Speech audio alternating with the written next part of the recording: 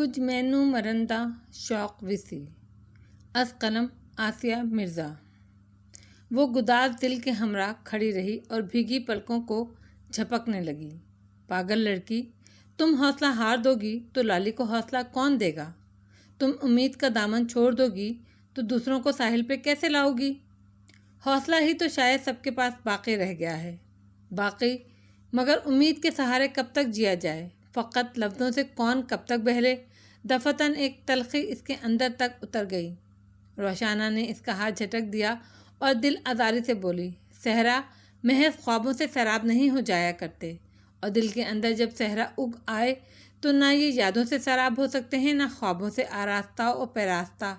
اس کے لیے بارش کی ضرورت ہوتی ہے، ایسی بارش جو نہ صرف پیاس بجھا دے بلکہ سیرابی بھی بھر دے۔ ایک کمزور عورت کے لیے یہ آزمائش بہت زیادہ ہے طلال، بہت زیادہ۔ اس کی آواز بھیگنے لگی، وہ رکی نہیں اور پلٹ کر وہاں سے چلی گئی۔ طلال متصفانہ سانس بھر کر رہ گیا۔ کبھی کبھی انسان کی بے اختیاری اور بے بسی اسے اپنی ہی نظروں میں بری طرح گرا دیتی ہے۔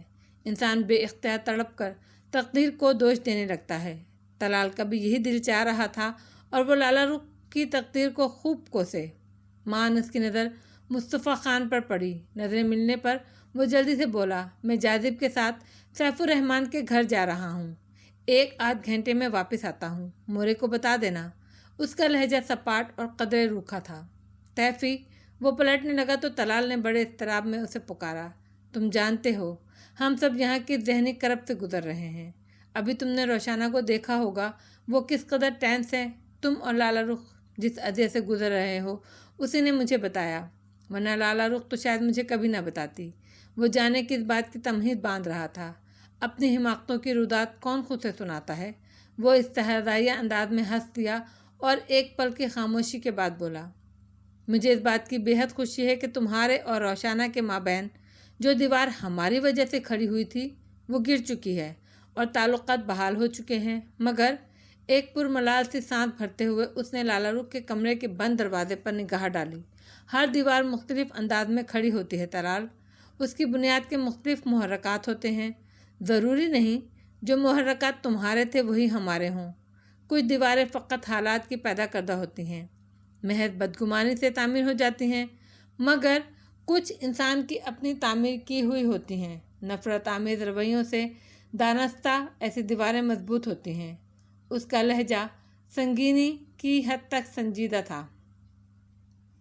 اس کے چہرے پر بھی ایسی ہی سنجیدگی مستور تھی۔ نہیں تیفی، اگر ایسا ہوتا تو خدا تو یہ راستہ نہ رکھتا، معافی اور درگزر کی تلقین نہ کی گئی ہوتی۔ گناہ جتنا بھی بڑا ہو ندامت کے ایک اشک سے دھل جاتا ہے، جس طرح گرد چاہے جتنی بھی گہری ہو اپنا نقش نہیں چھوڑ سکتی، ایک شفاف بارش سے ساری اتر جاتی ہے۔ طلال کا لہجہ مدافعانہ تھا، جیسے پس سے پردہ لالا رخ کا دفاع کر رہا ہو، اور حقیقت یہی تھی، وہ لالا رخ کا دفاع ہی کر رہا تھا۔ اس کے حق میں دلائل نہیں دے رہا تھا مگر اس کی نادانی اور کم فہمی کا اعتراف کر رہا تھا۔ لالی کو بے قصور نہیں گردان رہا تھا، اسے قصوروار خیال کر کے اس کے لیے معافی چاہ رہا تھا۔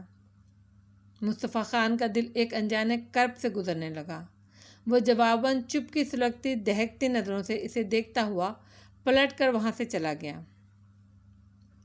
مصطفیٰ خان کی سکندر ولا ہاؤس میں پہنچنے کی اطلاع لالا رخ کو سب سے پہلے صغرا نے پہنچائی، پھر اس کی تصدیق مورے سے بھی ہو گئی، مگر انہیں اس وقت شدید دھچکا لگا تھا جب تیفی نے لالا رخ سے ملنے کی کوشش نہ کی، اس کے بارے میں کوئی استفسار کیا اور نہ جاذب کے ساتھ اٹھ کر گھر سے باہر نکل گیا۔ وہ لالا رخ کی نگاہوں میں خود کو سخت شرمندہ محسوس کرنے لگی۔ وہ آ تو گئے ہیں نا، یہی بہت ہے میرے لیے۔ لالا رخ ان کی افسردگی اور شرمندگی مٹانے کی غرض سے ان کا ہاتھ تھام کر دھیرے سے بولی۔ ایک پھیکی بے رنگ سی مسکراہٹ اس کے لبوں کا احاطہ کر کے بکھر گئی، مگر اسے تم سے ملنا میں جانتی ہوں، وہ حمزہ کے لیے آئے ہیں۔ وہ نرمی سے ان کی بات کاٹ گئی، یہی بہت ہے میرے لیے۔ اندھیرے میں رہنے والے کے لیے روشنی کا فقط احساس بھی بہت بڑا سہارا ہوتا ہے۔ میں نہ سہی، حمزہ ہی ان کی محبت توجہ کا حقدار ٹھہرا۔ وہ میرا ہی بیٹا ہے نا، میں اس کے قدموں میں حمزہ کی ماں بن کر زندگی گزار لوں گی۔ وہ مجھے اتنی ہی جگہ دے دیں۔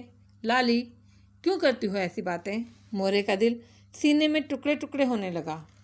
انہوں نے فہمائشی انداز میں اس کا ہاتھ جکڑ کر اسے گھورا۔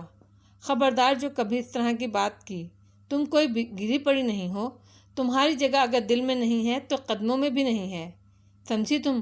خدا نے ہر عورت کو مرد کی پیشانی سے نہیں بنایا کہ وہ مرد پر حکومت کرے، نہ اس کے پاؤں سے پیدا کیا ہے کہ وہ اس کی غلامی کرے، بلکہ اس کی پسلیوں سے پیدا کیا ہے کہ وہ اس کے دل کے قریب رہے۔ ان کے چہرے پر درستگی اور تناؤ آ گیا۔ وہ اس قول کا حوالہ دے کر اسے تسلی ہی نہیں دے رہی تھی، اس کے مقام کا تعین بھی کر رہی تھیں، مگر لالہ رخ کے لیے یہ ساری باتیں بے معنی ہو کر رہ گئی تھیں۔ وہ یقیناً بڑی خوش نصیب عورتیں ہوتی ہوں گی جو اپنے محرم کے دل پر حکمرانی کرتی ہوں گی، ان کے دل کے نزدیک رہتی ہیں، ان کی تمام تر محبت توجہ کی حقدار ٹھہرتی ہیں۔ خوش نصیبی یا بد نصیبی کا فیصلہ وقت کرتا ہے لالی، تم، میں یا کوئی اور نہیں۔ وقت نہیں فیصلہ کر دیا ہے۔ وہ باتھ روم میں جا کر منہ پر پانی کے ٹھنڈے ٹھنڈے تھپیڑے مارنے لگی۔ کہاں اس کے آنے کا لمحہ لمحہ گن رہی تھی، اور جو اس کے آنے کی خبر ہوئی تو کمرے سے باہر آنے کی ہمت سوکھی ریت میں قطرے کی طرح جذب ہو کر رہ گئی تھی۔ ایسا لگ رہا تھا قدم من من بھر کے ہو رہے ہوں، رگوں میں کوئی طوفان برپا تھا۔ اسے ایک نظر دیکھنے کا، اس کے سامنے سارے غم آنسوں کی صورت بہا دینے کا، مگر کوئی نادیدہ طاقت اسے آگے بڑھنے سے جکڑے ہوئے تھی۔ اس کی آواز لیونگ روم سے آ رہی تھی، مخصوص دھیما لہجہ، پرتاثر۔ وہ کمرے کی کھڑکی سے لگی اسے یوں سن رہی تھی جیسے کوئی پیاس کا مارا سماعت کی دھرتی کو سیراب کر رہا ہو۔ وہ حمدہ کے لیے متفکر تھا اور اب کوئی لاہے عمل اختیار کرنا چاہتا تھا۔ اس کے لہجے سے اور چہرے سے حقیقی فکر مندی جھلک رہی تھی، جو بہرحال لالہ رخ کے لیے بڑی تقویت کا باعث تھی۔ وہ یہاں آ گیا تھا، حمدہ کے توسط سے ہی صحیح، حمدہ کی محبت میں ہی صحیح، اسی سوچ سے وہ خود کو بہلا رہی تھی، سنبھلنا چاہ رہی تھی، مگر ایک بے نام سی خفت اس کے پہلو میں چھری کی طرح زخم ڈال رہی تھی۔ اسے وہ اپنی تمام تر ظالمانہ الفاظ، بے رحمانہ جملوں کے ساتھ یاد آ رہا تھا جو اس نے مصطفیٰ خان کی بے لوث محبت کے جواب میں اس کے سینے میں ترازو کیے تھے۔ حمدہ کو اگر آپ سیڑھی بنا رہے ہیں تو آپ کی یہ کوشش انتہائی گھٹیا ہے، اور اس نے جواباً کتنی لجاجت سے کہا تھا، میں نے حمدہ کو سیڑھی بنانے کی کوشش کبھی نہیں کی، میں تو اپنی محبت کی جنون خیزی میں بہتا ہوا تم تک آیا ہوں، اور مجھے اپنی محبت اور جذبوں کی صداقت پر اتنا اعتماد ہے کہ مجھے اتنے معصوم سہارے کی قطعاً کوئی ضرورت نہیں ہے۔ کیا تم تک آنے کے لیے مجھے ایسا کوئی بھونڈا طریقہ یا راستہ تلاش کرنا پڑے گا؟ اور آج وہ خود ایسا ہی بھونڈا طریقہ اپنا رہی تھی، اس معصوم جان کو سیڑھی سمجھ رہی تھی، اور اس کے سہارے مصطفیٰ خان کے دل تک رسائی حاصل کرنے کی لاشعوری جتن کر رہی تھی۔ سب سے بڑی عدالت ضمیر کی ہوتی ہے۔ اس کے سامنے کھڑے ہو کر جرم کا اعتراف کرنا بڑا کٹھن اور آصاب شکن لمحہ ہوتا ہے۔ ایسے ہی لمحات سے وہ گزر رہی تھی۔ ایک اضمحلال روح پر چٹکیاں بھرنے لگا۔ وہ تھکے تھکے انداز میں کرسی پر بیٹھ گئی اور حمزہ کے لیے رو رو کر اتنا تھک چکی تھی کہ اب آنکھوں کے سوتے خشک ہو چلے تھے۔ اس پر روح کی تھکن نے رہی سہی ساری جسمانی توانائیاں بھی کھینچ لیں۔ سحر بن کے آنکھیں کھلیں تو حقیقت کا پورا سب داستاں ہو گیا۔ یہ کیا ہے محبت میں ایک شخص کا اپنا سفر رائے گاں ہو گیا، بساتے ہنر سے جنون طلب تک میں ٹوٹا ہوں کیسے تمہیں کیا خبر، میں دلوں کی حدوں سے جو آگے گیا تو میرے ساتھ ایک گم ایک جہاں ہو گیا۔ مصطفیٰ خان اس کے کمرے میں آیا تو وہ کرسی پر آنکھیں موندھے نڈھال سی بیٹھی تھی۔ اس نے دروازے کو ہلکا سا بجا کر اپنی موجودگی کا احساس دلایا اور چلتا ہوا اندر آ گیا اور اپنے پیچھے دروازہ آہستہ سے بند کر دیا۔ اسے دیکھ کر وہ سیدھی ہو بیٹھی۔ اس کا دل پہلو میں بے ترتیب ہونے لگا، تڑپ، جلن، بے قراری، کیا کچھ آنکھوں کی سطح پر نہ مچلا تھا؟ کیسی ہو؟ اس کا انداز اتنا سپاٹ تھا کہ یہ شوریدہ سی لہریں تھکی موج کی طرح اس کے دل کے ساحل پر ہی بکھر کر رہ گئیں۔ ایک پھیکی مسکراہٹ اس کے لبوں پر پھیل گئی۔ جس ماں کی گود اجڑ گئی ہو، اس کا حال کیسا ہو سکتا ہے؟ وہ پلکیں جھکا گئی۔ وہ کہنا تو کچھ اور چاہتی تھی کہ جس عورت کا سب کچھ لٹ گیا ہو، جس کا ماضی آنسوؤں کی نظر حال دل گرفتہ اور مستقبل باد سرسر کی طرح دکھائی دے رہا ہو، وہ کیسی ہو سکتی ہے؟ اس کا کیا حال ہو سکتا ہے؟ مگر وہ یہ نہ کہہ سکی۔ شاید مورے کے الفاظ نے اس کے دل کو جکڑ لیا تھا۔ تم کوئی گری پڑی چیز نہیں ہو، تمہاری جگہ اگر دل میں نہیں ہے تو قدموں میں بھی نہیں ہے۔ ایک چھوٹے سے بچے کی تم سے حفاظت نہیں ہو سکتی تھی تو پھر اسے ساتھ کیوں لے آئی تھی؟ میں اس کا سگا نہ صحیح مگر اس کی حفاظت کر سکتا تھا، وہ ملامت بھرے انداز میں کہہ رہی تھی۔ لالا رخ نے تڑپ کر اس کی طرف دیکھا۔ نظریں ملی تو مصطفیٰ خان کے دل پر بے نام سی آنچ پڑنے لگی۔ اس نے نظروں کا زاویہ بدل لیا اور کھڑکی کی شفاف کانچ سے باہر دیکھتے ہوئے بولا، بات تو اعتبار کی ہے نا، اور تم نے کب مجھ پر اعتبار کیا تھا؟ وہ شاید سنگ ملامت ہی تھا اور انہیں ہی برسانے آیا تھا، ایسا تو ہونا ہی تھا۔ سیف الرحمن نے تم سے رابطہ کیا ہے؟ وہ اس کی طرف دیکھتے ہوئے پوچھنے لگا۔ نہیں۔ اس کا مطلب تو اس کا حمزہ کو اغوا کرنے کا کیا مقصد ہے؟ کیا اس طرح ہاتھ پر ہاتھ دھرے بیٹھے رہنے سے یا آنسو بہانے سے مسئلہ حل ہو جائے گا؟ وہ اگر خود سے رابطہ نہیں کر رہا تو تم خود اسے کانٹیکٹ کرو، آخر وہ چاہتا کیا ہے؟ کیا مقصد ہے اس کا اس حرکت میں؟ میں اس کا مقصد تو نہیں جانتی، نہ جاننا چاہتی ہوں، مجھے فقط حمزہ چاہیے۔ وہ ہذیانی انداز میں چلائی اور کرسی سے اٹھ کر اس کی طرف بڑھی۔ اگر آپ کو اپنی طاقت اور محبت پہ گھمنڈ ہے تو لا دیجئے میرا بچہ، چھین لیجئے اس سے میرا بیٹا۔ اس کا ضبط بالکل اچانک ہی چٹخا تھا، جیسے کانچ پر زوردار پتھر پڑا ہو۔ ادھر سے ادھر تک خراشیں ہی خراشیں پڑ گئی ہوں۔ کاش وہ خاموش ہی رہ جاتا، اس کے انتظار کا بھرم تو کچھ رہ جاتا، اس کی امید کا دامن یوں چھوٹ تو نہ جاتا جیسے کوئی لہر ساحل پر آ کر ڈبو گئی تھی۔ باپ سے اس کا بچہ چھینا نہیں جا سکتا، ہاں افہام و تفہیم سے ڈیل کی جا سکتی ہے، وہ ٹھہری ٹھہری آواز میں کہتا، اس کے ہاتھوں کی گرفت سے اپنا گریبان چھڑانے لگا۔ اور ہم بھی اس سے افہام و تفہیم سے بات کر لیتے ہیں۔ تم اس کے موبائل پر اسے کانٹیکٹ کرو اور اسے کہو ہم اسے ملنا چاہتے ہیں۔ وہ کیا چاہتا ہے ہم پر صاف لفظوں میں واضح کر دے، کسی مناسب جگہ پر بیٹھ کر ہم اس سے ڈیل کر لیتے ہیں۔ اس کا انداز اتنا سرد تھا کہ لالا رخ کو ایک پل کے لیے اپنے سینے میں کوئی چیز اٹکتی ہوئی محسوس ہونے لگی۔ اسے اپنا دم گھٹتا ہوا محسوس ہونے لگا۔ اس کے گریبان سے ہاتھ ہٹا کر وہ آہستہ سے پیچھے ہٹی اور سراسمگی سے بولی، کس طرح کی ڈیل آپ اس سے کریں گے؟ جواباً اس کی سرمئی آنکھوں کے کانچ پر بے نام سی اداسی اتری۔ کچھ پانے کے لیے کچھ کھونا ہی پڑتا ہے لالا رخ، اور میرا نہیں خیال کہ حمزہ کی خاطر تم جو کھو گی وہ ایسا خاص کھونا ہوگا، بلکہ ہو سکتا ہے جسے میں کھونے سے تعبیر کر رہا ہوں وہ کھونا نہیں پانا ہی ہو تمہارے لیے۔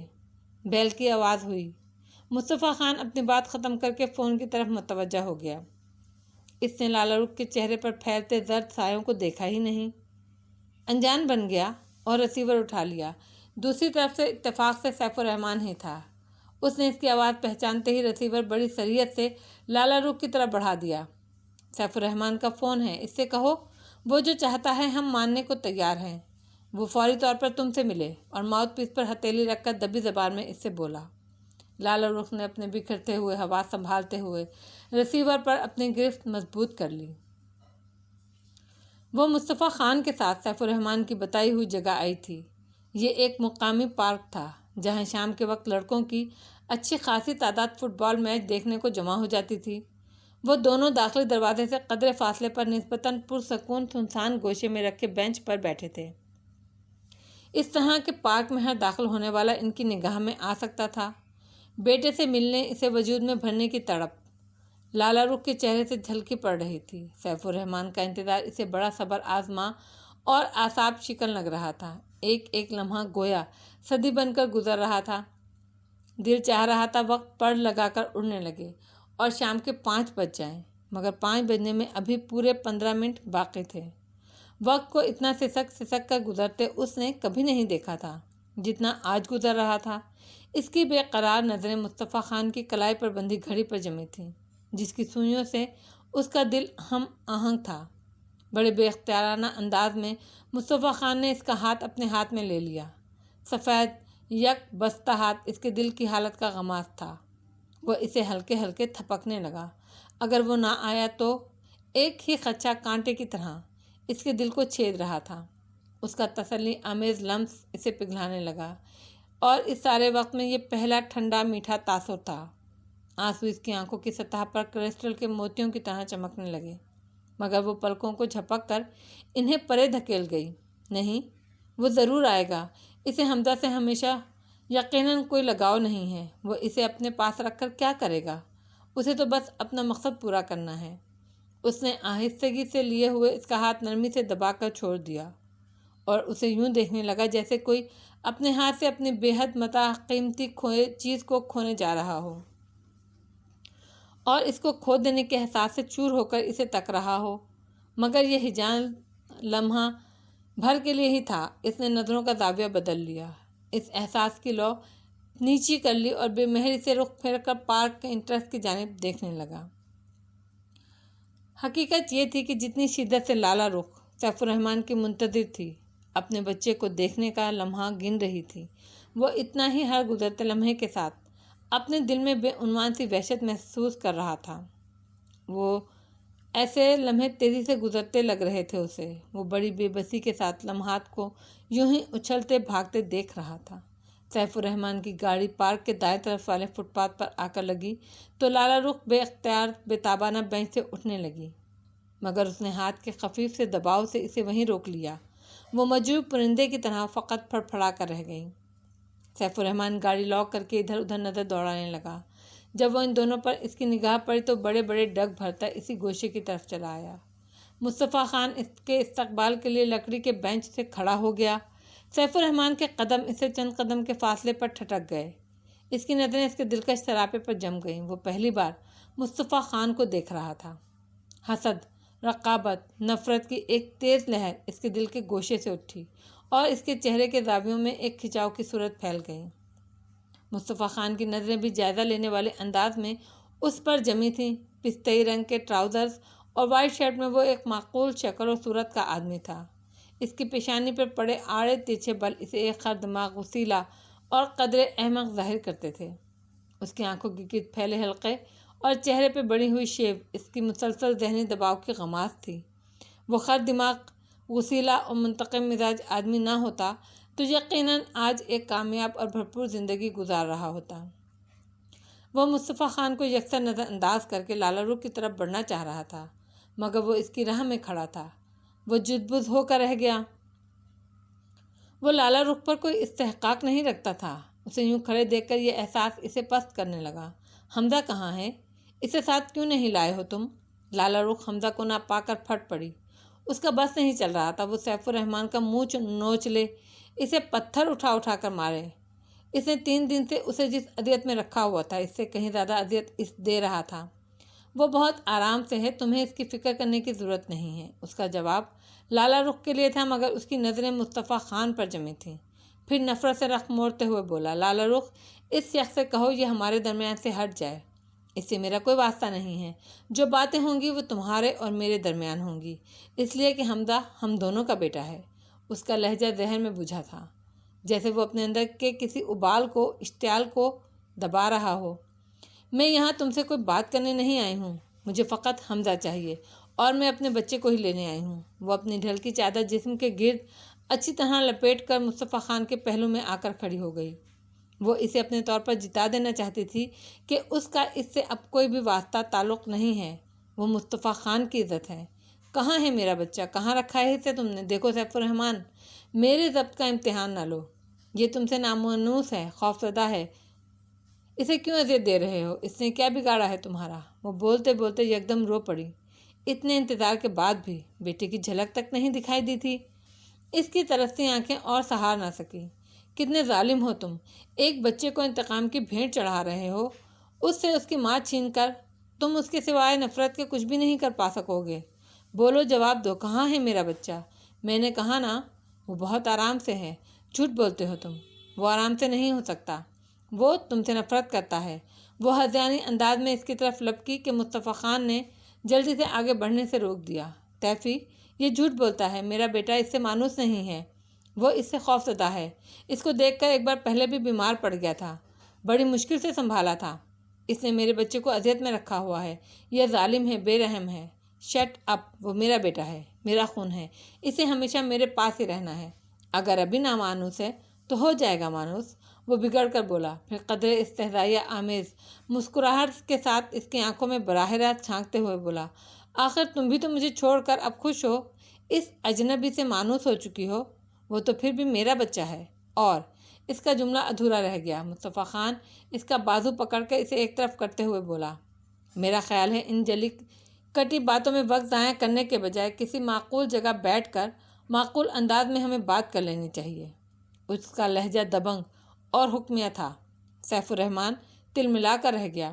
میں تم سے کوئی بات نہیں کرنا چاہتا، میری جو بات ہوگی لالا رخ سے ہوگی۔ تمہارا حمزہ پر کوئی حق نہیں ہے، کوئی رشتہ نہیں ہے۔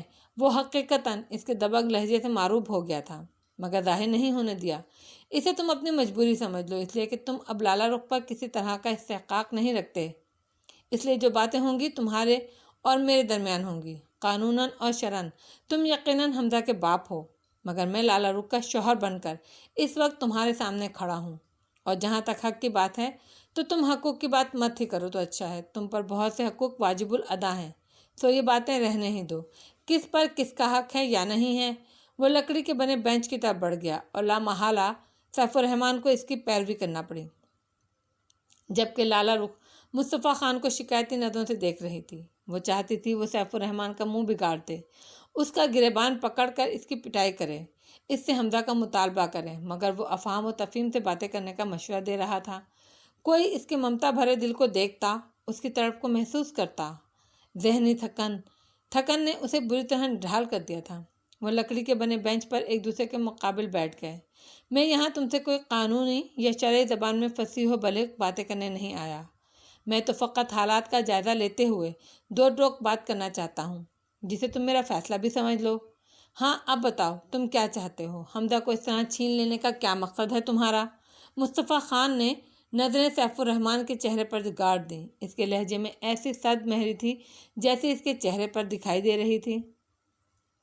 سیف الرحمن ایک پل کے لیے خاموشی کے بعد ایک ہلکی سی سانس کھینچتے ہوئے بولا، اگر تم ہم دونوں کے درمیان سے ہٹ جاؤ تو میں اپنا مقصد لالا رخ پر خود ہی واضح کر دوں گا۔ اس کے لب و لہجے میں ہنوز ایک ہلکی سی چبھن تھی۔ مصطفیٰ خان کے لبوں کی تراش میں ایک مسکراہٹ ابھر آئی، تاہم اس کی سرمئی آنکھوں کی سطح پر اس مسکراہٹ کا شائبہ تک نہیں تھا۔ وہ یوں ہی سرد دکھائی دے رہا تھا۔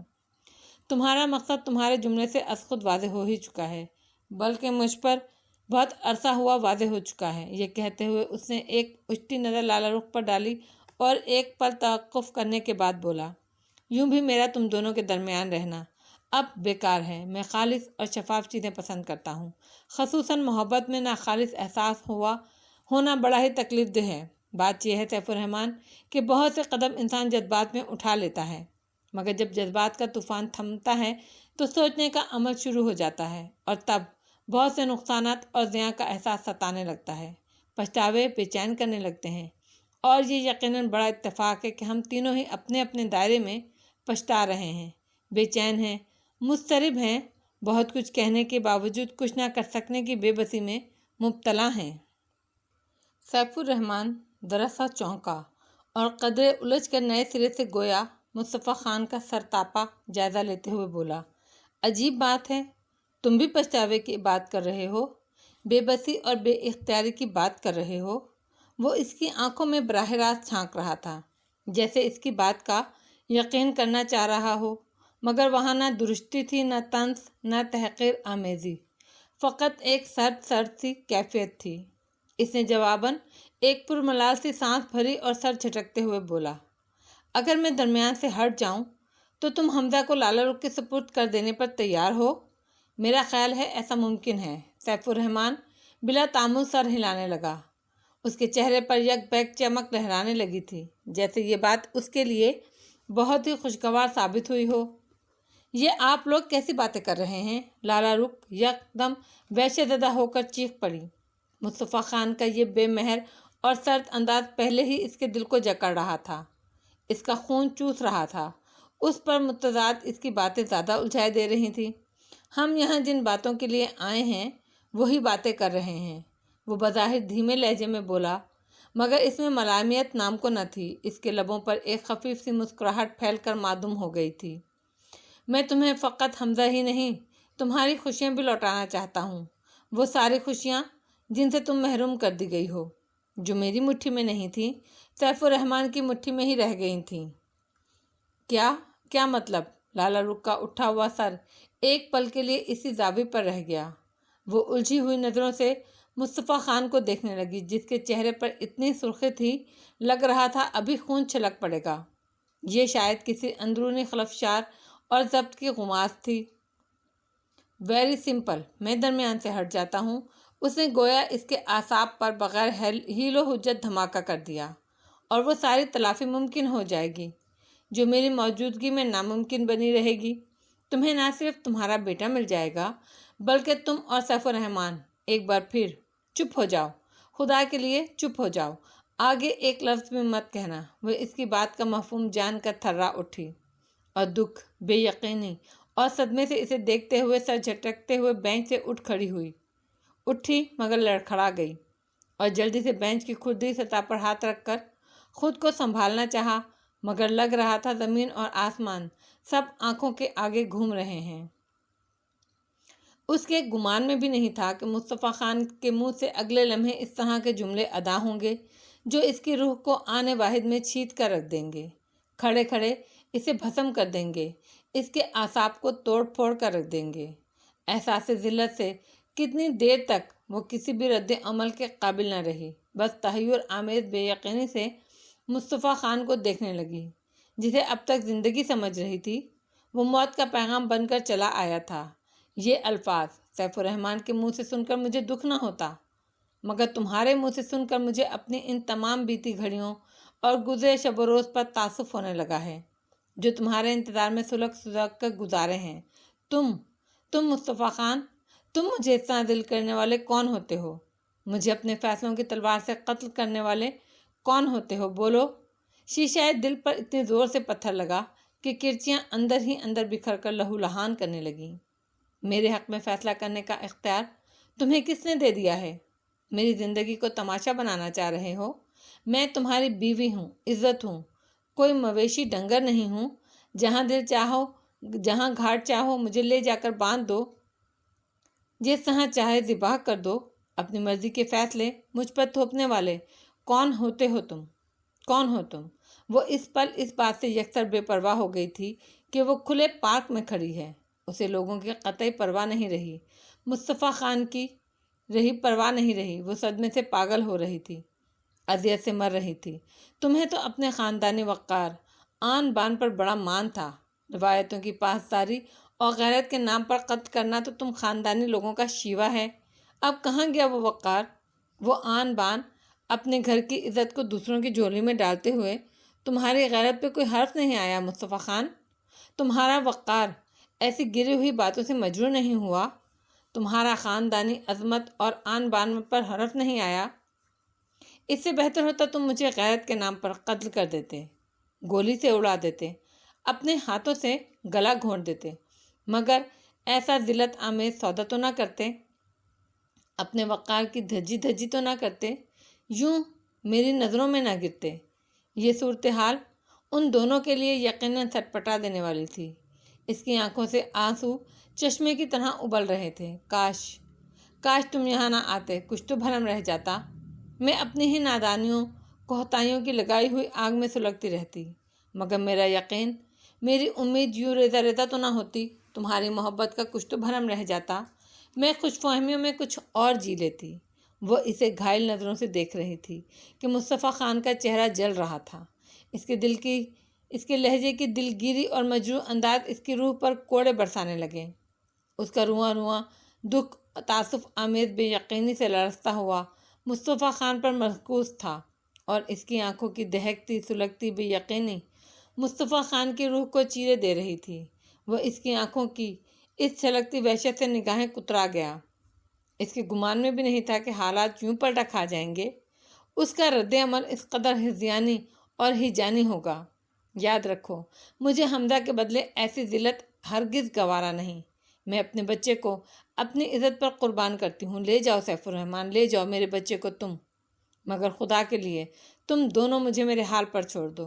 میری زندگی کو تماشا نہ بناؤ۔ میں مر گئی ہوں آج سے تم دونوں کے لیے۔ اس نے ڈبڈبائی نظروں سے دونوں کو باری باری دیکھا اور ایک گھائل نظر مصطفیٰ خان پر ڈال کر پلٹ کر وہاں سے بھاگی۔ مصطفیٰ خان نے تڑپ کر اس کی طرف لپکنا چاہا، مگر ایک احساس ندامت کسی بھنور کی طرح اس کے پیروں سے لپٹ کر رہ گیا۔ وہ بھاگتی ہوئی پارک سے نکل گئی تھی۔ شدید ترین احساس بے بسی سے وہ مٹھیاں بھینچ کر رہ گیا۔ سیف الرحمن بھی اپنی جگہ گم سا رہ گیا۔ شاید اس کے ذہن کے کسی گوشے میں یہ بات نہ تھی کہ مصطفیٰ خان یوں درمیان سے ہٹ جانے کا کہے گا، اور یہ کہ لالہ رخ کا رد عمل اس قدر شدید ہوگا۔ مصطفیٰ خان کے لیے اس کی آنکھوں میں جو یقین تھا، جو مان تھا، وہ جس بری طرح سے ٹوٹا تھا، اس پر نہ صرف مصطفیٰ خان متاثر تھا بلکہ وہ خود بھی ایک عجیب سی افسردگی کی لپیٹ میں تھا۔ اسے لگا جیسے 2-3 سال پہلے والے ناقابل تلافی حادثے سے گزر رہا ہو۔ اس نے بھی اس کا مان یقیناً اس بری طرح ہی توڑا تھا۔ وہ سر جھکا کر بینچ پر بیٹھ گیا۔ لالہ رخ کی ڈبڈبائی آنکھیں، اس کے لہجے کی دلگیری، دل سوزی اس کے دل پر آنچ کی طرح پڑ رہی تھی۔ اس کی سسکیاں اس کے دل کو یوں جکڑ رہی تھیں جیسے کسی خونی پرندے کے پنجے نرم نرم گوشت کو کھرچ رہے ہوں، نوچ رہے ہوں۔ اس کا سر گھومنے لگا، اعصاب میں بے نام سا کھچاؤ ہونے لگا۔ مصطفیٰ خان جا چکا تھا، مگر وہ اسی بینچ پر بیٹھا رہا، حالات کا جائزہ لیتے ہوئے نئے سرے سے سوچنے لگا۔ وہ سکون آور انجیکشن کے زیر اثر سو رہی تھی۔ مورے دل گرفتہ افسردہ سی اس کے بستر کے قریب رکھی کرسی پر بیٹھی تھی۔ طلال اس کی ڈرپ چیک کر کے پلٹا تو مورے کو دیکھ کر اس نے نرمی سے ان کے کاندھے پر تسلی آمیز انداز میں ہاتھ رکھ دیا۔ آپ بھی کچھ دیر آرام کر لیں، رات سے یوں ہی بیٹھی ہیں، یہ جاگے گی تو بالکل ٹھیک ہو جائے گی، آپ فکر مند نہ ہوں۔ کئی دنوں کے مسلسل ذہنی عذاب، اعصابی دباؤ کے باعث اس کا نروس بریک ڈاؤن ہوا تھا، اور سب کا یہی خیال تھا یہ ٹینشن حمزہ کے اغوا کی ہے، مگر مورے جانتی تھی یہ نروس بریک ڈاؤن کیوں ہوا تھا۔ اور مصطفیٰ خان احساس ندامت سے چور پرمجدہ ملتان کی سڑکوں پر بھٹکتا پھر رہا تھا، اپنے اندر لگی آگ بجھانے کی کوشش کر رہا تھا، مگر یہ آگ بجھنے والی کہاں تھی؟ یہ تو اس کی اپنی لگائی ہوئی آگ تھی، جو اسے ہی نہیں لالہ رخ کو بھی جلا گئی تھی، اس کی تمام امیدوں کو خاکستر کر گئی تھی۔ جذبات جس عمر میں بھی ہوں، ان میں توازن نہ رہے تو یہ بڑی تباہی لاتے ہیں۔ ہر شے کی زیادتی بد اعتدالی خراب ہے۔ توازن زندگی کا حسن ہے، بلکہ روح ہے۔ مورے کے الفاظ اس کے دماغ میں ٹھوکریں مار رہے تھے۔ اس نے سوچا یقیناً حقیقتاً اس نے اپنی پوری زندگی جذبات کی نظر کر دی، جذبات میں کبھی توازن نہیں رکھا، محبت بھی کی تو شدید، اور بدگمان بھی ہوا تو اتنا کہ دیوار پر دیوار کھڑی کرتا گیا، خوردرو جھاڑیوں کو جنگل کی طرح اگاتا چلا گیا۔ تم کیا چاہتے ہو؟ اب وہ زندہ بھی نہ رہے، سانس بھی نہ لے، اس زمین پر اس نے تمہاری خاطر حمزہ کو قربان کر دیا، اب اور کتنی آزمائش منظور ہے تمہیں؟ مورے کے لہجے کی کاٹ اسے کاٹ کر رکھ گئی۔ خدا کے لیے مورے، مجھے یوں میری ہی نظروں میں ذلیل نہ کریں، میرا مقصد اس کی آزمائش نہیں تھا، میں اسے خوشیاں دینا چاہتا تھا، اس کی بکھری ہوئی منتشر زندگی کو ساحل دینا چاہتا تھا، مگر اس کا لہجہ پست اور مدافعانہ تھا۔ وہ یہ نہیں چاہتی تھی جو تم سمجھتے ہو۔ مورے کے انداز میں دل گرفتگی اترنے لگی۔ کبھی اس کے دل میں اتر کر دیکھ لیا ہوتا تیفی، اس کے دل کا حال جاننے کی کوشش کی ہوتی کہ وہ کیا چاہتی ہے۔ عورت بڑی کمزور اور نادان ہستی ہوتی ہے، اسے قدرت نے ہی کمزور بنایا ہے، اسی لیے اسے درگزر کرنے کی بار بار تاکید کی ہے۔ مردوں کو نادانی کی اتنی کڑی سزا نہیں ہوتی تیفی، اس کی پارسائی پہ تم نے ایسا داغ لگایا ہے وہ 7 پانیوں سے بھی شاید دھل نہ پائے۔ رات بھر وہ میری گود میں سر ڈالے بلک بلک کر روتی رہی، کسی پل قرار نہیں آتا تھا، اور قرار آتا بھی کیسے؟ تم نے زخم ہی ایسا دیا ہے، کاش تم یہاں نہ آتے، وہ تمہارے تصور سے بہلی رہتی، ایک امید پر زندہ تو رہتی۔ تم نے آ کر سب کرچی کرچی کر ڈالا تیفی۔ الفاظ کے تیر بڑے ہی ظالم ہوتے ہیں، یہ رگ رگ کاٹ کر رکھ دیتے ہیں، ٹوٹے کانچ کی طرح اندر تک خراشیں ڈال دیتے ہیں۔ کیسے اس کا مدافع کرو گے؟ بولو، کس طرح ان خراشوں کو معطل کرو گے؟ وہ ندامت سے چور چور ہونے لگا، بے قراری سے بالوں میں ہاتھ پھیرتا، سنسان سڑکوں پر دیوانوں کی طرح گھومنے لگا۔ کسی طرح تو احساس زیاں کم ہو، یہ بے قراری اضطراب تھمے، مگر مورے کے الفاظ اس کے اضطراب اور ندامت کو اور مشتعل کر گئے تھے۔ یہ تو اس کی عظمت اور بڑائی ہے کہ اس نے تمہارے اس گھٹیا روپ کا پردہ رکھ لیا ہے، کسی کو کچھ نہیں بتایا، ورنہ تم اور میں اس وقت جو یہاں کھڑے دکھائی دے رہے ہیں یہاں کھڑے رہنے کے قابل بھی نہیں رہتے۔ میرا سر جھکا دیا تم نے سیفی، میرا سارا مان توڑ دیا تم نے۔ میں نے بڑی خوش فہمی میں جیا، جس عورت کو بھی بہو بنا کر لاؤں گی وہ میرے بیٹے کے دل میں، اس کے گھر میں رانی بن کر راج کرے گی، مگر تم نے میری ساری خوش فہمیوں کا تنکا تنکا بکھیر دیا، مجھے عرش سے فرش پر لا پٹکا۔ میں اپنی ہی نظروں میں گر کر رہ گئی ہوں، مجھے معاف کر دے مورے۔ وہ ان کے قدموں میں بیٹھ گیا تھا، اسے کچھ سجھائی نہیں دے رہا تھا، کوئی راہ دکھائی نہیں دے رہی تھی۔ میں اس کے سارے آنسوؤں کا ازالہ کروں گا، آپ کی تمام امیدوں کو پورا کر دوں گا، آپ فقط ایک بار اس سے مجھے معافی دلوا دیں، میں اپنے سارے الفاظ واپس لیتا ہوں۔ جانتے ہو معافی لفظ بول دینا کتنا آسان ہوتا ہے، ایک پتھر اٹھا کر کسی کو مار دینا، زخمی کر دینا اور پھر کہہ دینا میں اپنا پتھر واپس لیتا ہوں، مجھے معاف کر دو۔ مورے کے لہجے میں کروٹ کروٹ دل گرفتگی تھی، تلخی تھی، غصہ اور بے بسی تھی۔ مصطفیٰ خان کو لگا اس کی زندگی میں شاید اس سے زیادہ ذلت آمیز اور بدترین لمحات نہیں آئے تھے، جب وہ اس طرح اس کی اور اپنی ماں کی نظروں میں ریزہ ریزہ ہوا ہو۔ اپنے آپ سے کراہیت ہونے لگی تھے، ندامت پور پور کو کاٹ رہی تھی۔ جذبات میں آ کر اس نے اپنے اور لالا رخ کے سارے ہی زخم ادھیڑ کر رکھ دیے تھے۔ اور مورے ٹھیک کہتی ہیں، الفاظ کے تیر ظالم ہوتے ہیں، یہ رگ رگ کو کاٹ کر رکھ دیتے ہیں۔ دل پشیمانی کی انتہا کو چھو رہا تھا۔ سکوت اور آسیب شکن خاموشی سے وہ فرش کو گھورتا رہا، پھر اٹھ کر باہر نکل گیا۔ کوئی کیفیت دائمی نہیں ہوتی، جب دنیا ہی دائمی نہیں ہے، ہر شے کو فنا ہونا ہے تو جذبات، احساسات، کیفیت دائمی کیسے ہو سکتی ہیں؟ مگر یوں ہونے لگتا تو دنیا کی ہر شے پر ایک جمود طاری ہو دکھائی دیتا۔ یہ رنگا رنگ، شور و غل، ہنسنا رونا، یہ رنگینیاں سب کیفیت کے تغیر کے باعث ہی تو ہیں۔ اس کا خیال تھا اب اس کی ساری عمر اسی طرح گزر جائے گی۔ اس نے سب کی تسلیوں تشفیوں سے منہ موڑ لیا تھا، چپ اوڑھ لی تھی، ایسی دہکتی چپ جو صبر اور استقامت کی نہیں ہوتی، اذیت ناک، تکلیف دہ اور کرب آمیز ہوتی ہے۔ مگر جلال بھائی اس کی اس کیفیت کو ڈپریشن کی وقتی کیفیت کہہ رہے تھے، اور اس کے سر پہ دست شفقت رکھیں اس روز بڑے پیار سے سمجھا رہے تھے، اس کی تسلی تشفی کا معاملہ کر رہے تھے، چونکہ ابھی اتنا ہی ان کے اختیار میں تھا۔ تاہم وہ مایوس نہیں تھے، مگر اسے دل گرفتگی، آزردگی کی اس کیفیت سے نکالنا چاہ رہے تھے۔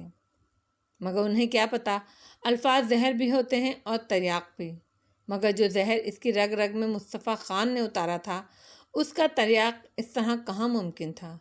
کبھی کبھی میں سوچتا ہوں ہم زندگی کو بالکل سادہ سے انداز میں کیوں نہیں لیتے؟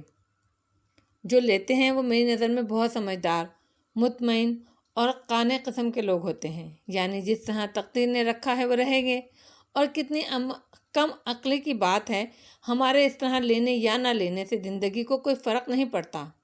مسائل ہنوز رہیں گے، دکھ، خوشی، غم اپنے وقتوں پر آئیں گے اور چلے جائیں گے، انہیں محسوس کرو یا نہ کرو، ان کا چکر جاری رہتا ہے۔ اب اگر ایک شخص برسات کو ناپسند کرتا ہے تو بارش تو اس کی ناپسندیدگی کا خیال نہیں کرے گی نا، برسنا رک جائے گی؟ نہیں۔ اور اگر ایک شخص بے چینی سے بارش کا منتظر ہے تو بارش اس کے لیے بے وقت برسنے نہیں لگے گی، وہ تو موسموں کے تغیر پر انحصار کرتی ہے، ہمارے چاہنے نہ چاہنے، پسند ناپسند پر نہیں۔ تو سب مسائل، پریشانیاں ہمیں زیادہ پریشان کرنے نہیں آتی، در حقیقت یہ ہمیں بہادر بنانے، ہمارے صبر و استقلال کو اور مضبوط کرنے آتی ہیں۔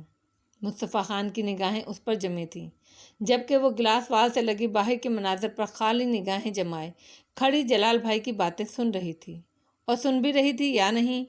یوں ہی بے ارادہ رخ موڑا تو نظریں اس سے جا ملیں۔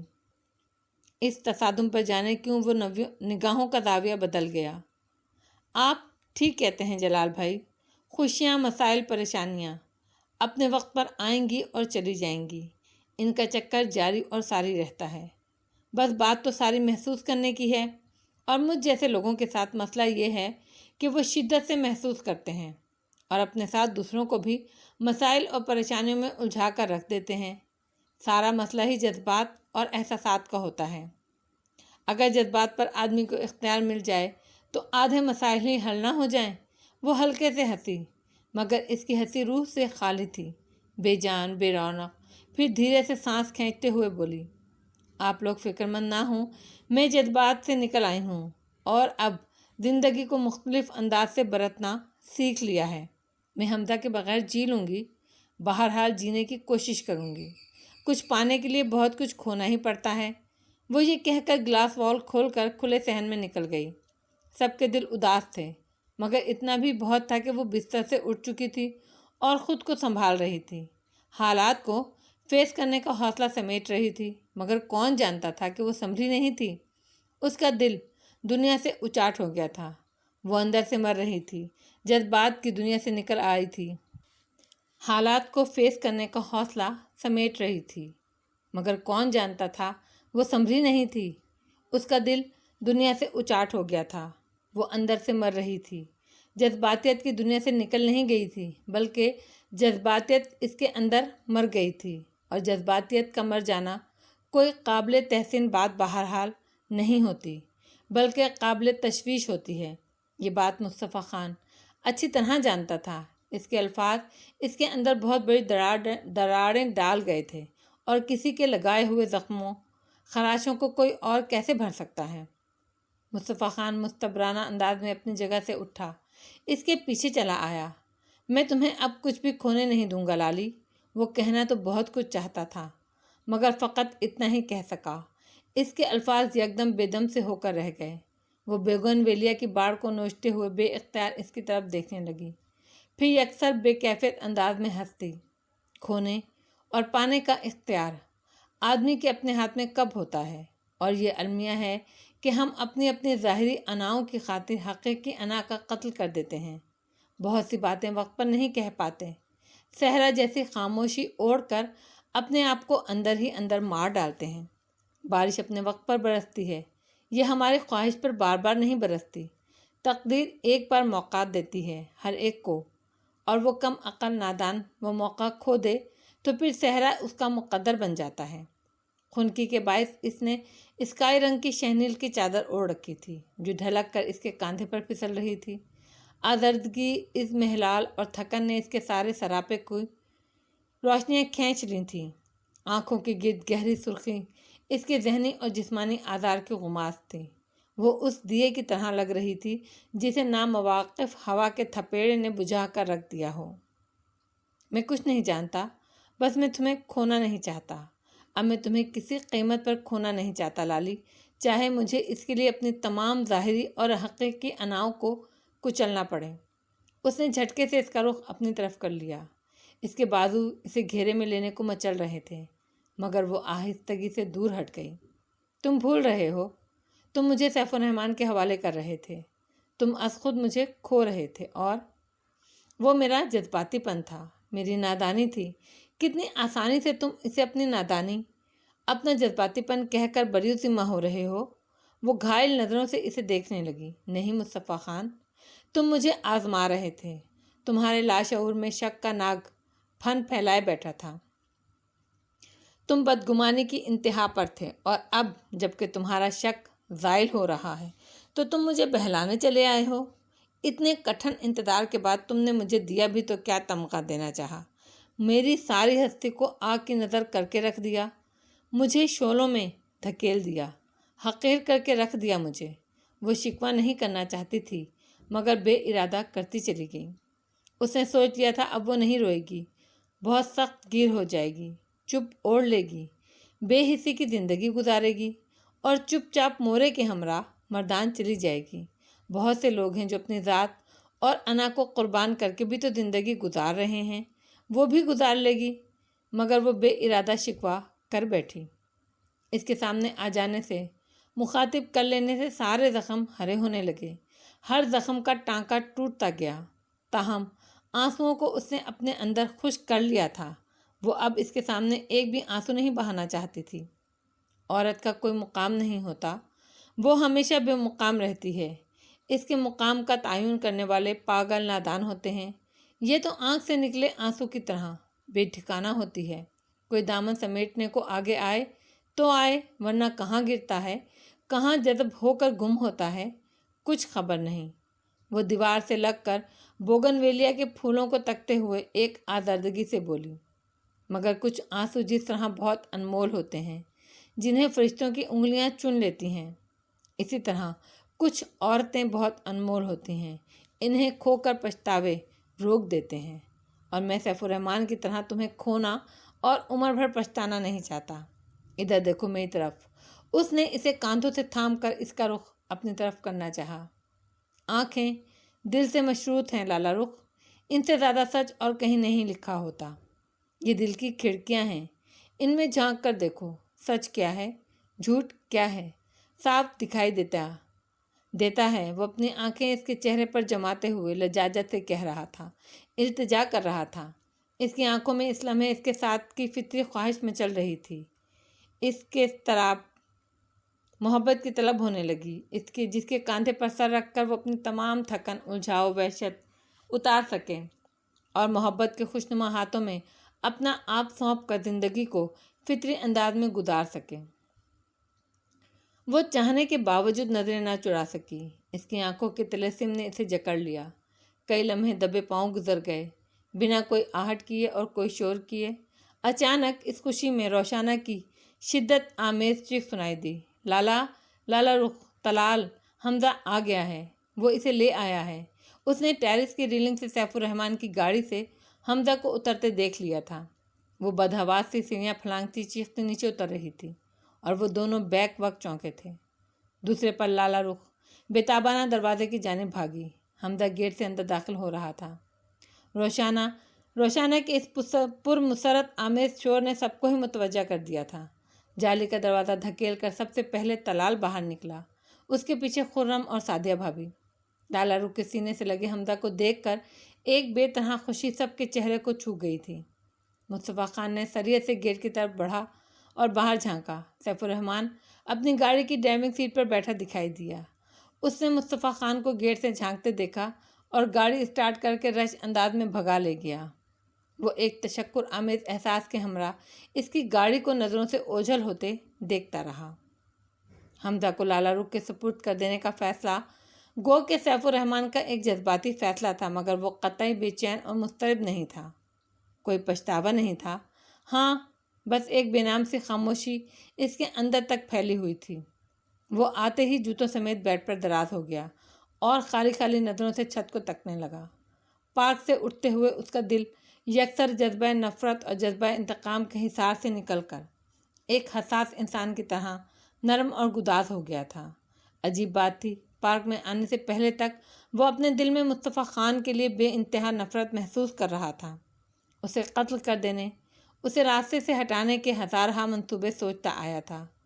اس کا خیال تھا، اس کا تصور، حتیٰ کہ اس کے نام کے ساتھ اسے اپنے پہلو میں گرم گرم سراخیں گھستی محسوس ہو رہی تھیں۔ وہ نفرت اور غصے کی انتہا پر تھا اور جنونی انداز میں سوچتا آیا تھا کس طرح وہ ان دونوں کی زندگی درہم برہم کر سکے اور ایسے الفاظ استعمال کرے جس سے اس کی نفرت ظاہر ہو جائے اور لالا رخ مصطفیٰ خان کی زندگی سے ہر صورت میں نکل جائے۔ مگر مصطفیٰ خان کو روبرو دیکھ کر اس کے اندر سر پٹکتی تند و تیز لہریں یکدم ماند پڑ گئیں۔ وہ جھاگ کی طرح بیٹھتا چلا گیا۔ وہ اس سے معروف ہو گیا تھا، یا اس کا ٹھنڈا پرسکون لہجہ، اس کی آنکھوں میں چھائی بے نام سی افسردگی اس کے اندر امٹتے نفرت کے اس طوفان کو کاٹ کر رکھ گئی تھی۔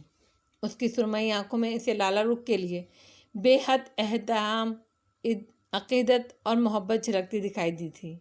اس کے باطن کی پاکیزگی اس کے چہرے پر ایک وقار پیدا کرتی مقابل کو مروب کرتی تھی، اور وہ نہ صرف مروب ہوا تھا بلکہ بے عنوان سی ندامت میں گھر کر رہ گیا تھا۔ یقیناً وہ لالا رخ کا سچا اور بے غرض چاہنے والا تھا، اور جو محبت کرتے ہیں، جن کی محبت بے غرض اور بے لوث ہوتی ہے، وہ اپنے محبوب کو ہر ممکن خوشی دینا چاہتے ہیں، اس کی راہوں کو آسان بنانے کے جتن کرتے ہیں، اس کے لبوں پر ہنسی اور مسکراہٹ کے پھول کھلانے کے لیے خود کانٹوں سے الجھ جاتے ہیں، مگر انہیں آنچ نہیں آنے دیتے۔ یہی سچی اور بے غرض محبت کا ثبوت ہوتا ہے، اور یہ ثبوت مصطفیٰ خان نے دے دیا تھا۔ وہ بلا شبہ عظیم تھا۔ اس کے سامنے سیف الرحمن کو اپنا آپ بے حد حقیر اور پست دکھائی دینے لگا تھا۔ وہ حمدہ کا سگا باپ نہیں تھا، مگر باپ سے بڑھ کر تھا، اس لیے کہ اس کے سینے میں محبت کرنے والا پرخلوص دل تھا، جبکہ وہ ایک منتقم مزاج، مفاد پرست اور خود غرض انسان تھا، جس کے سر پر اپنی جھوٹی انانیت، اپنی مردانگی کا زعم اور اپنے محدود اختیارات کا بھوت سوار تھا۔ وہ ان مردوں میں سے تھا جو عورت کو محض تن آسودگی کے لیے لے آتے ہیں، اس کی روح کو محسوس نہیں کرتے، اپنی جسمانی خواہشات کی بھینٹ چڑھاتے ہوئے عورت کے حساس دل اس کی ترجیحات کو پس پشت ڈال دیتے ہیں، شادی کو محض جذباتی تسکین کا سامان سمجھتے ہیں، اختیارات کی جنگ خیال کرتے ہوئے زور و جبر استحضاء کا مظاہرہ کرنے لگتے ہیں، جبکہ یہ بندھن جسموں سے نہیں دلوں سے مربوط ہوتا ہے۔ یہ ہوس کی بنیاد پر نہیں، محبت کی بنیاد پر قائم ہونے والا رشتہ ہے، جس میں فریقین ایک دوسرے کی خامیوں کو درگزر کر کے زندگی کی خوشیوں کے لیے در کھولتے ہیں۔ ایک مکان کو گھر بنانے اور گھر کو آسودگی سے آباد کرنے کے لیے جبر و استبداد، انانیت، اختیارات کی نہیں، باہمی اعتماد کی ضرورت ہوتی ہے، اور یہ اعتماد اپنی اپنی بشری کمزوریوں کو نگاہ میں رکھ کر ایک دوسرے کی غلطیوں اور خامیوں کو نظر انداز کرنے سے ہی حاصل ہوتا ہے۔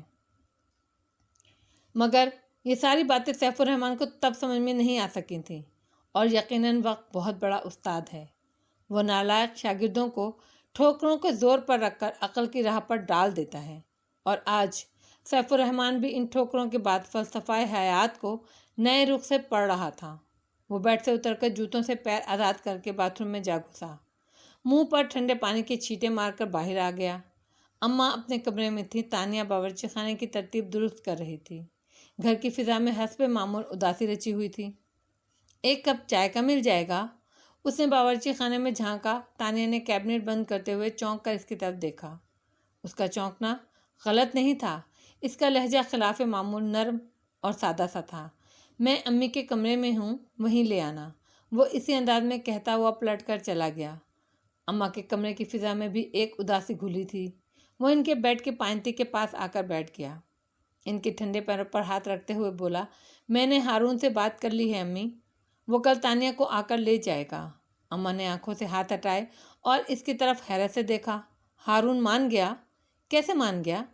وہ یکدم جھٹکے سے اٹھ کر بیٹھ گئیں۔ جب صبوحی اس گھر میں آ جائے گی تو پھر تانیہ کو یہاں رکھنے کا کیا جواز رہ جائے گا؟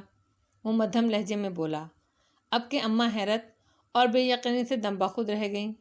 میں حمزہ کو اس کی ماں کو دے آیا ہوں امی، اس نے یہ کہتے ہوئے ان کی طرف جن آنکھوں میں حیرت کا گویا ایک سمندر موجود تھا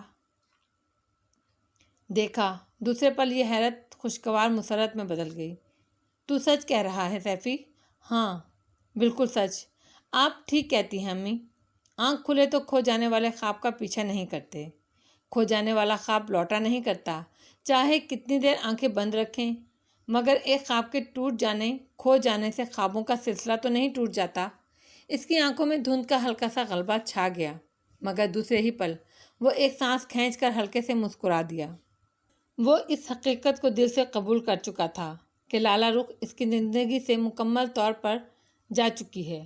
نفرت اور محبت میں بہت کم فاصلہ ہوتا ہے، دونوں کے بیچ نہ دکھائی دینے والا خط تنسیق ہوتا ہے۔ ایک غلط فیصلے اس خط کو کاٹ دیتا ہے۔ نفرت کے دریا کا بند ٹوٹ جائے تو محبت کا ساحل ڈوب جاتا ہے، تاعمر ڈھونڈتے رہو تب بھی وہ ساحل نہیں ملتا، جبکہ اس کا ساحل اب صبوحی تھی، جلد یا بدیر اسے اسی ساحل پر پناہ لینی تھی، اور سچ تو یہ تھا کہ وہ حالات کی موجوں کی اس پہم یلغار سے ٹکرا ٹکرا کر تھک چکا تھا۔ اندر سے پرسکون ساحل کی فطری تمنائیں کروٹ لینے لگی تھیں۔ اماں کی خوشی قابل دید تھی۔ میں آج ہی صبوحی کو لینے جاؤں گی، ان کی آواز خوشی سے کانپ رہی تھی۔ آج ہی نہیں بلکہ اسی وقت۔ وہ بستر سے اترنے لگیں۔ نہیں امی، آپ نہیں جائیں گی، میں خود جاؤں گا، وہ مدھم مسکراہٹ کے ساتھ بولا۔ میں ابھی تانیہ کو بتاتی ہوں، وہ پاگل تو خوشی سے ہی مر جائے گی۔ اماں لپکتے جھپکتے دل کو سنبھالتی بستر سے اتری اور تانیہ کو یہ خوشخبری سنانے دوڑ گئیں۔ نہ کوئی موسم ہمارے مابین بشارتوں کا، نہ کوئی اظہار ذہن و دل کی تہوں میں رہتی رفاقتوں کی کہانیوں کا، نہ کوئی احساس قربتوں کا، نہ ایک بارش میں بھیگتے ہم کہیں سے گزرے، نہ جسم و جاں کی مہک نے قدموں کو ڈگمگایا، نہ کوئی بھونچال خواہشوں کے بدن میں آیا، نہ ہم نے ایک دوسرے کی آنکھوں میں خواب دیکھے، نہ ہاتھ تھامے ہوئے سفر کی وفا کے سفر پر نکلے، نہ یاد رکھا نہ راہ بھولے، نہ ہم نے ایک دوسرے کی عمروں کو ایک سطح پر لا کر مثال حرف غلط مٹایا، نہ دل میں ایسے کسی بھی احساس کو جگایا، مگر یہ ظالم ہوا نے کیسی فضا بنا دی کہ اب یہی راستہ ہے اور اب اسی پہ چلنے سے پاؤں چھلنی بھی ہو رہے ہیں۔ تو ہونٹ سی لیں، جو خواب دیکھے نہیں تھے ہم نے، انہی کے ہونے کا زہر پی لیں۔ وہ صبوحی کے گھر میں کھڑا تھا، وہ زندگی کی طرف لوٹ آیا تھا، اس لیے کہ اسے زندگی کی طرف لوٹنا ہی تھا۔ تقدیر کے فیصلے اٹل ہوتے ہیں، نہ جھکنے والے انسان کو توڑ دیتے ہیں۔ خدائی کا دعویٰ کرنے والے فرعون بھی تقدیر کے آگے بے بس ہو کر آج عبرت کی تصویر بنا ہوا ہے۔ تھچی کہتے ہیں، انسان کی بساطی کیا ہے؟ ایک حباب جو پھوٹ گیا، ایک پرندہ جو اڑ گیا، سانس کا ایک سلسلہ جو ٹوٹ گیا۔ سکندر والا میں خوب رونق لگی ہوئی تھی۔ رات کے کھانے پر رافعہ بیگم کی ہدایت پر خوب اہتمام کیا جا رہا تھا۔ ہم لالی کو یوں ہی آپ کے ساتھ نہیں بھیج دیں گے۔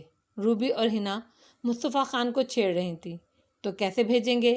اس کے لبوں کی تراش میں مسکراہٹ تھی، مگر اس کی آنکھیں بجھی بجھی سی تھیں، گویا لمحوں کا ملال اب بھی آنکھوں کے پار بھرا ہوا تھا۔ وہ ان جذباتی لمحات پر جتنا ماتم کرتا، افسوس کرتا، نادم ہوتا، کم تھا۔ اس کی نظریں گاہے بگاہے لالا رخ پر اٹھ جاتی، جو مورے اور رافعہ بیگم کے درمیان حمزہ کو گود میں لیے بیٹھی تھی اور بے حد مطمئن دکھائی دے رہی تھی۔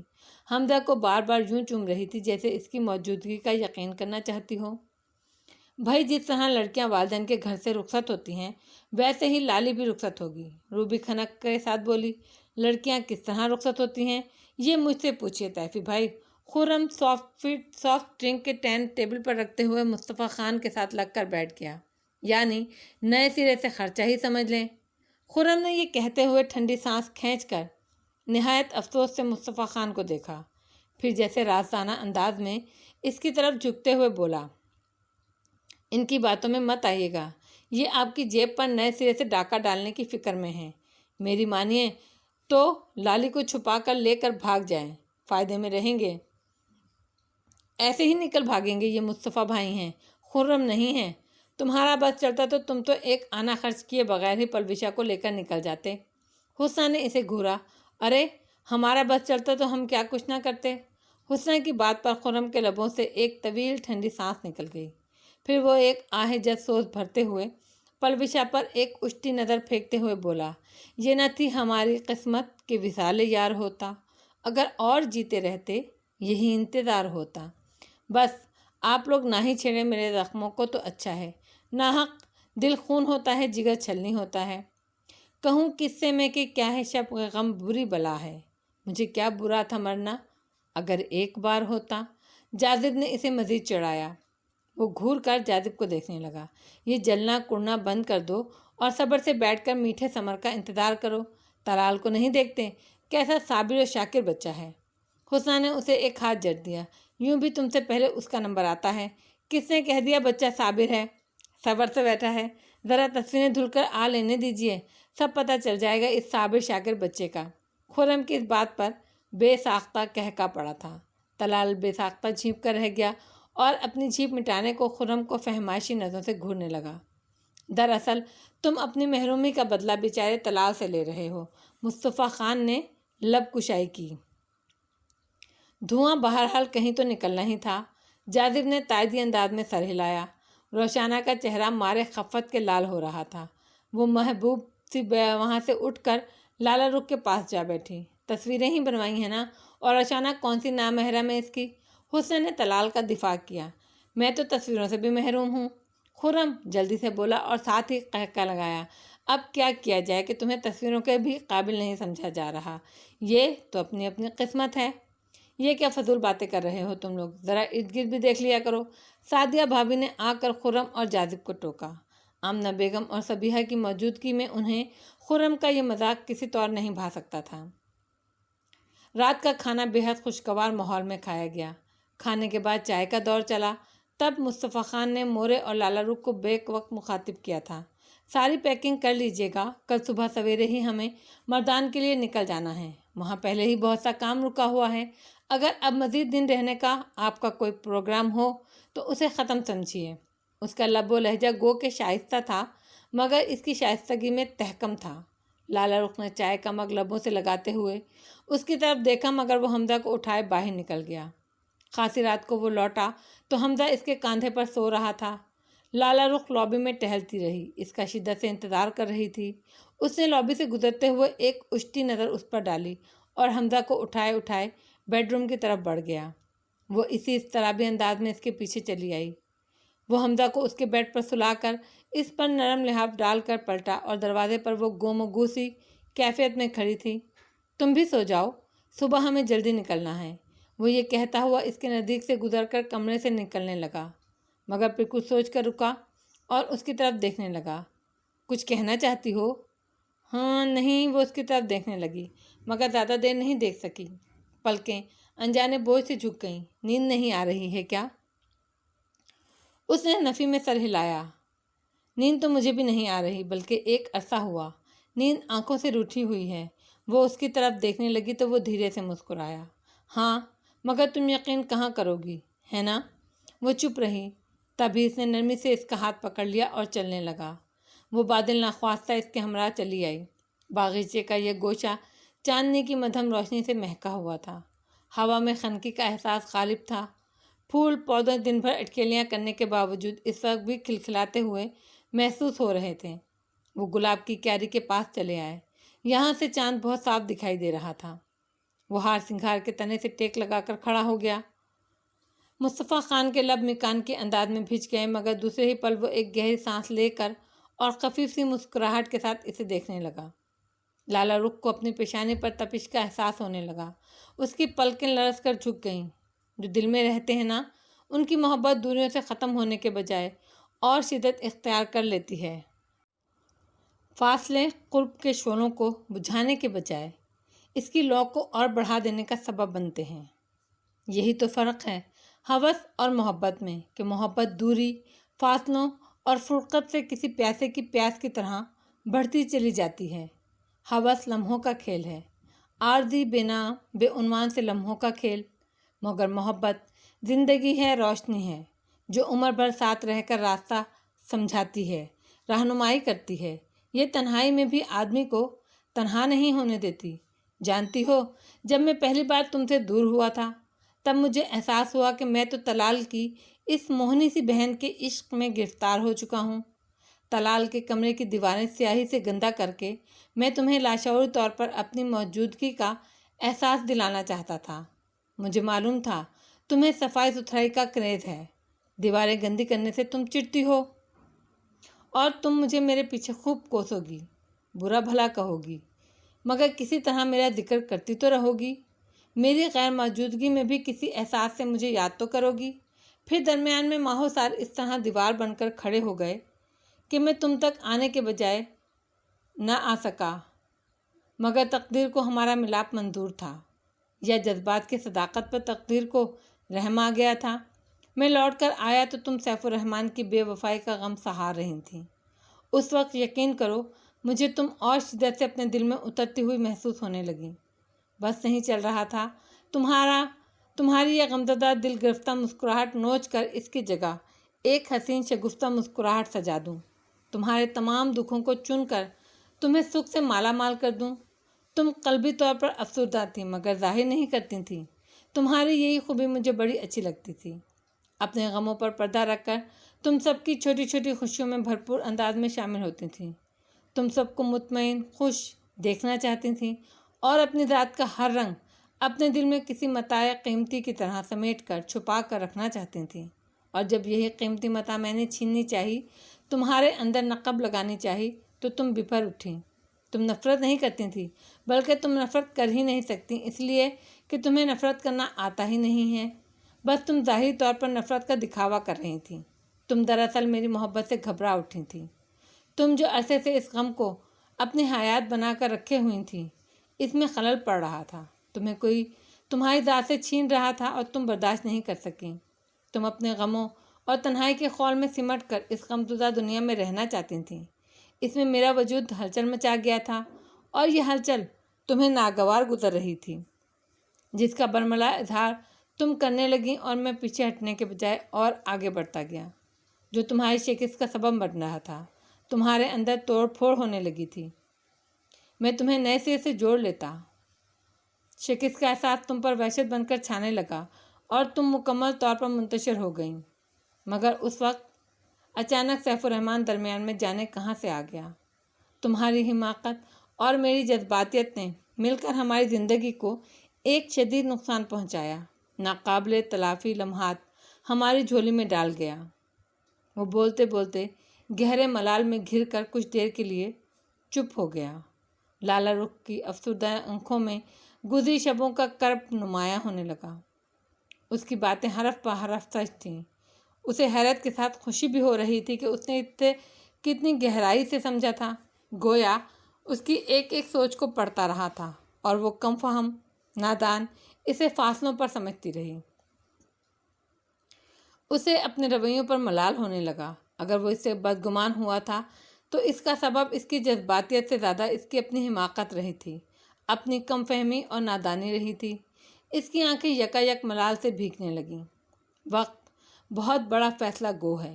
یہ کبھی کبھی از خود وہ فیصلے بے حد عمدگی سے کر جاتا ہے جو انسانی ذہن اور دل باوجود اتفاق کے نہیں کر پاتے۔ اجاڑ لمحوں کی داستانیں جو تم کہو تو سنائیں تم کو، بہت سے ہم جاگتے رہے ہیں، چلو ذرا اب جگائیں تم کو۔ تم ہی ہو جو روشنی سی بن بن کے میری آنکھوں میں آ بسے ہو۔